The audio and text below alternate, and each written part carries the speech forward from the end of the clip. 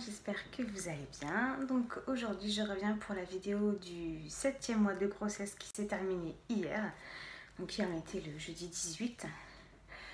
Alors je suis très essoufflée, ne vous inquiétez pas, je vais vous expliquer pourquoi dans quelques minutes. Donc cette vidéo d'abord va être coupée entre guillemets en deux parties. D'abord je vais vous parler de ce qui est des symptômes, voilà, des petits soucis que j'ai eu durant le 7e mois. Et j'ai aussi eu mon échographie du 3e trimestre. Mais ça, j'en parlerai donc dans la deuxième partie de cette vidéo. Donc, le mois dernier, je vous avais dit que j'allais faire ma prise de sang concernant le diabète. Donc, comment que ça se passe? On vous pique à jeun. On vous fait boire 75 millilitres d'un produit très sucré. On vous pique 1 heure plus tard et ensuite 2 heures plus tard. Donc comme ça en fait on voit l'évolution du sucre dans votre corps. J'ai eu les résultats le mardi, parce qu'en fait c'était le samedi 23 décembre. Le 25 c'était le lundi, donc c'était férié, donc je les ai eu que mardi. Au final pas de diabète, ouf, j'avais tellement peur de l'avoir, parce que voilà, moi et la nourriture, des fois j'ai des grosses pulsions alimentaires et voilà, si j'aurais eu le diabète j'aurais été bien embêtée. Donc pour le diabète c'est bon, j'ai eu mon rendez-vous avec l'anesthésiste. Donc je vous avais dit que mon gynécologue voulait que je le prenne vers le 20 janvier. Mais je voulais absolument que mon chéri soit là, voilà, pour qu'il soit avec moi pour ce rendez-vous. Donc je l'avais pris un petit peu plus tôt, donc je l'ai eu le 4 janvier. Donc c'est bon, tout est bon pour eux. Ensuite, j'ai tout marqué sur un petit bout de papier parce que voilà, j'oublie beaucoup de choses.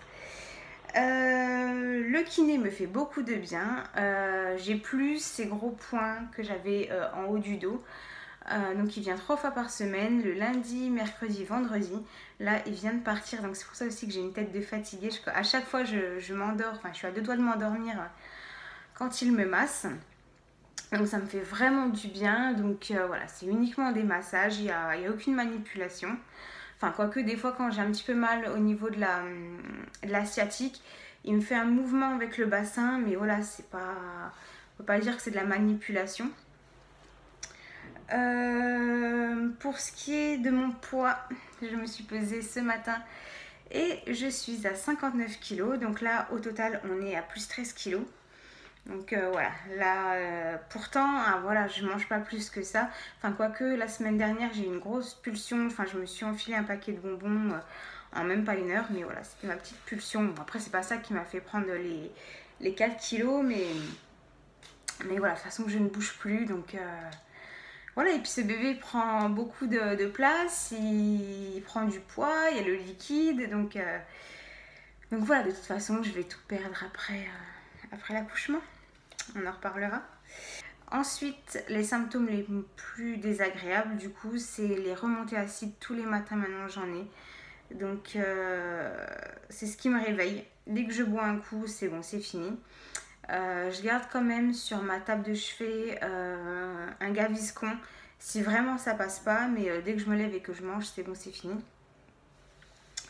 Donc ça c'est vraiment horrible, hein, parce que le matin vous avez envie de dormir et ben non, il faut que cette remontée acide vienne me réveiller, mais bon, voilà, c'est pas bien grave.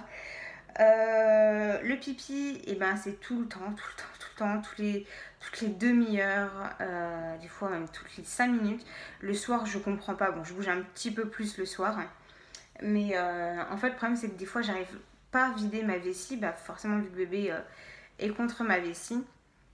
Donc des fois je vais aux toilettes mais je n'arrive pas en fait. Donc ou alors voilà, je fais vraiment en quantité très limitée. Je vais me relever et j'ai cette envie qui revient. Donc hop, rebelote, on retourne aux toilettes. Donc bon.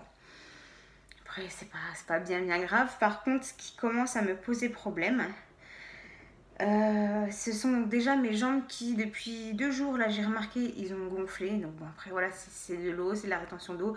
Je le vois aussi à mon visage que j'ai un petit peu gonflé. mais mes jambes, mes mollets, voilà, ils ont vraiment ils ont bien gonflé, malgré le fait que je porte des bas de contention. Et j'ai aussi ce problème de respiration, donc en fait, le problème c'est que avec une grossesse, tous nos organes sont compressés. Et du coup, si je suis trop longtemps debout au niveau du thorax, je me sens tellement, mais tellement comprimée que j'ai ce problème respiratoire. Mais dès que je suis dans mon lit, et uniquement dans mon lit, parce que sur le canapé ça ne fonctionne pas, c'est vraiment quand je suis dans mon lit, ça passe au bout d'un quart d'heure, 20 minutes, voilà, quand je suis vraiment très bien, quand je suis dans une bonne position, même dans le canapé, mais en fait je pense que mon canapé est trop dur, pas assez confortable, même si on est très bien dedans. Voilà, je pense que ça joue aussi, mais quand je suis dans le lit, voilà, au bout d'un quart d'heure, 20 minutes, ça passe. Et voilà pour ce qui est des symptômes de ce 7e mois de grossesse. Donc là, c'est des petits symptômes, c'est pas bien compliqué. Le week-end, quand je vais avec mon chéri faire les petites courses, parce que voilà, il faut quand même que je sorte un minimum, je peux pas rester enfermée toute la journée. La semaine, je sors pas. Le samedi, je vais quand même avec mon chéri pour faire les courses. Voilà, je suis très vite essoufflée, et vu que je suis très cambrée au niveau du dos, forcément j'ai mal en bas du dos, mais ça après voilà, c'est pas très très grave. Donc voilà pour ce qui est de ma partie. Ensuite, concernant donc mon rendez-vous du 7e mois de grossesse, donc impeccable, tout va bien. Mon col est toujours à 3 cm, il est toujours centré, donc le repos comme quoi ça joue beaucoup sur l'utérus, sur le col de l'utérus et le bébé. Donc il m'a dit on continue le repos. Par contre, dès que vous avez un mal de tête qui ne passe pas avec du Doliprane, que vous avez une barre au niveau du diaphragme, n'hésitez surtout pas à aller aux urgences. Vous ne m'appelez même pas, vous allez aux urgences, parce que je vous enverrai de toute façon aux urgences. Ça peut être donc signe de tension ou de prééclampsie, donc c'est quelque chose qu'il ne faut pas prendre à la légère. Donc voilà, on avait fait le point sur les dernières prises de sang qui étaient bonnes. Voilà, on s'est revu 2 semaines plus tard pour mon échographie du 3e trimestre. Donc notre fils a 31 semaines et 4 jours, pesait donc 1,7 kg et 43 cm. Donc ça me fait bizarre de me dire qu'il fait déjà 43 cm, vu que voilà, j'ai un demi-utérus entre guillemets. Le pauvre, il doit être tout comprimé là-dedans. Toutes ces mesures sont bonnes. Il bouge très bien. Par contre, au niveau de mon liquide amniotique, c'est limite. Mon gynécologue m'a dit voilà, c'est le strict minimum. J'aimerais qu'il y en ait un petit peu plus, mais bon, voilà, malheureusement, ça, à part du repos, boire beaucoup d'eau, on peut rien y changer. Il m'a dit au pire, quand le petit va sortir, voilà, il sera un petit peu plus maigre. Il me dit voilà, au pire, on lui donnera ce qu'il faut pour qu'il prenne plus de force, mais il me dit c'est pas bien grave. L'activité cardiaque est normale. Aucune anomalie morphologique. Les mensurations sont bonnes. Et par contre, donc, comme je vous ai dit la dernière fois, il passe beaucoup de temps sur le cœur et sur le cerveau. Et quand il s'occupe du cœur, il fait un mouvement qui, moi, va m'alerter parce qu'il ne fait jamais ça. Il s'avance de l'écran pour mieux voir. Et là, il me dit ah mince, c'est vrai, j'ai changé de logiciel cette semaine. Je ne peux pas avoir accès aux archives, donc à la T2 et la T1. Donc heureusement que j'ai toujours mes papiers sur moi, donc il va dans son bureau les chercher et il revient. Et il me dit bon, le petit va très bien, il grandit bien, il n'y a aucun souci. Il me dit par contre, j'ai vu quelque chose qui me chagrine un petit peu. Je ne suis pas sûre de moi à 100%. Et là, donc, il continue à regarder son cœur. Et il me dit non, je suis sûre de moi, mais je préfère avoir l'avis de quelqu'un d'autre, d'un spécialiste. Donc en fait, notre fils a une malformation cardiaque. C'est pas grave. Ça s'opère même pas. Voilà, c'est comme ça. En fait, donc je vais vous lire parce que c'est hyper compliqué à expliquer. Déjà moi j'ai eu du mal à comprendre. Donc en fait le sinus coronaire est particulièrement visible et dilaté, vraisemblablement alimenté par une VCSG. Parallèlement, le calibre du canal artérien est diminué, mais vitesse normale. Avis cardio-pédiatrique sollicité, croissance à suivre. Donc ça c'est normal. Donc en fait, au niveau du sinus coronaire, au lieu que ce soit une seule et unique veine, non du coup c'est une aorte, c'est enfin je sais plus si c'est une veine ou une aorte, enfin, c'est hyper compliqué. Il me dit il y a comme une deuxième qui s'est formée. En fait c'est comme en fait lui sur le coup il m'a expliqué, c'est comme s'il y avait deux artères coronaires, voilà, au lieu d'une. Voilà, donc il m'a dit c'est pas grave, c'est juste à savoir.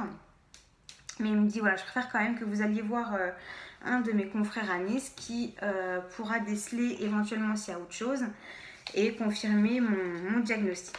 Donc ok, je sais que mon fils va bien, mais il y a un problème au cœur. Vous voyez, c'est... Même s'il me dit que c'est pas grave, au fond de vous, bah, vous vous inquiétez quand même parce que vous dites voilà, c'est son cœur, c'est qu'est-ce qu'il y a de plus important que le cœur d'un enfant. Donc voilà, là ça a commencé à être la panique parce que je me suis dit voilà, je sais ce que c'est quand on est un enfant malade vu que je l'ai été et d'être trimballé dans les hôpitaux c'est pas facile. Donc il me rassure hein, mais voilà, j'ai quand même ce petit truc au fond de moi. Devant nous, il envoie un SMS à son confrère. Donc c'était un jeudi soir. Il était quasiment 20h déjà parce que mon gynécologue est toujours en retard bien sûr. Et il me dit voilà, on va vous appeler je pense lundi pour vous fixer un rendez-vous. Et puis moi j'aurai un compte rendu aussi de la part de ce médecin.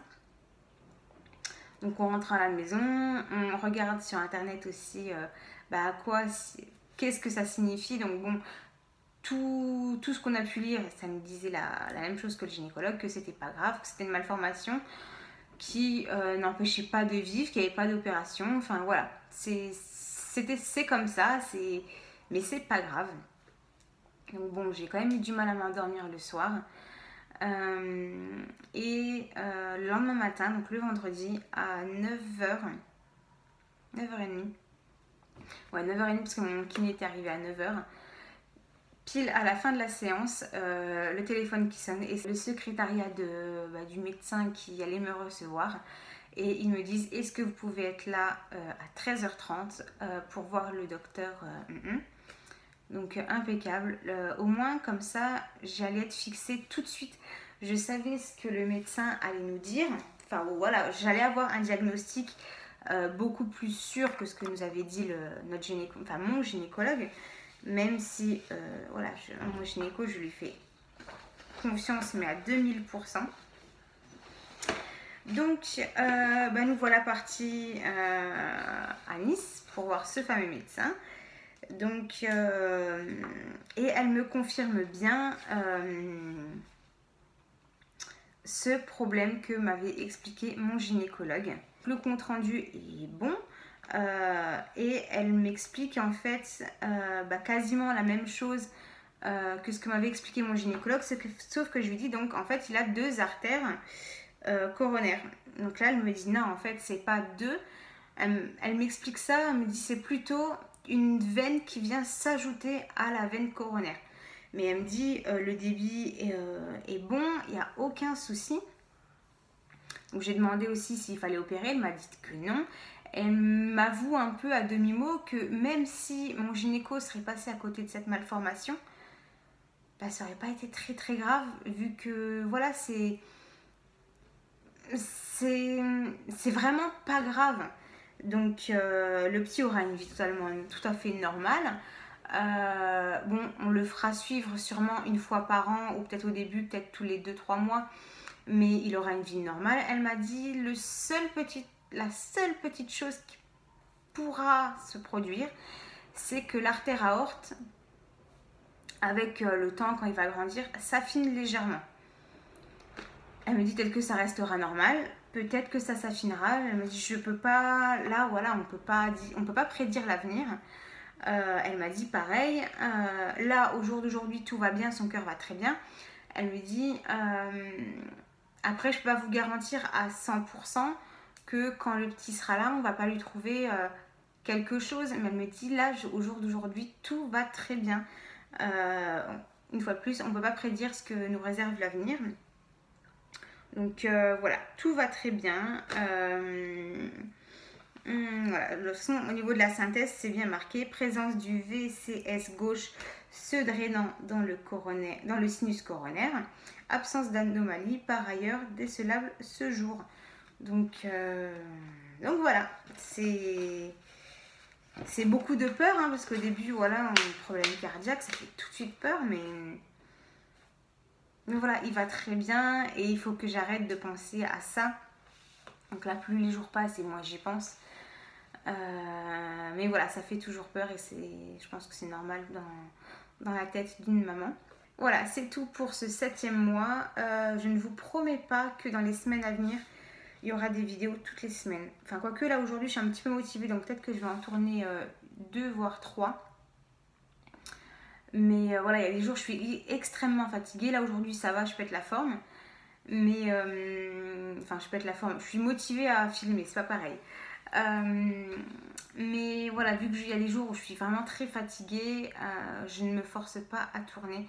Si j'ai pas envie, j'ai pas envie, il n'y a pas de vidéo, ben voilà, tant pis. Je veux dire, on va pas en faire tout un fromage juste pour une vidéo sur YouTube. Du coup, je vous dis à vendredi prochain ou je ne sais trop quand. Mais voilà, portez-vous bien, je vous fais de gros bisous et à très bientôt. Ciao, ciao.